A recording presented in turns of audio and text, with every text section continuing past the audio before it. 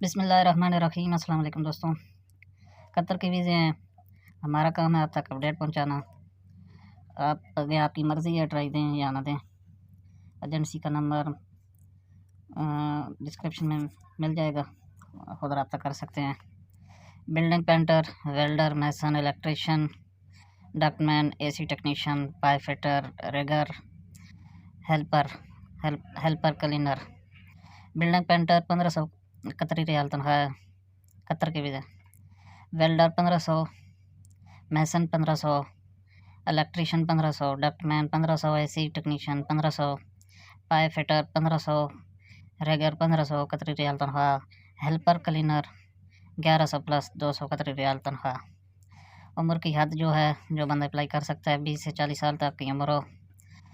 Test interview जारी हैं फ़ौरन। अगर आप इन कैटेगरी पे पूरा उतरते हैं, आपके डिमांड के मुताबिक हैं, तो अप्लाई कर सकते हैं। टेस्ट इंटरव्यू जारी है, फौरी रब्ता करें, इंशाल्लाह आपकी सिलेक्शन होगी।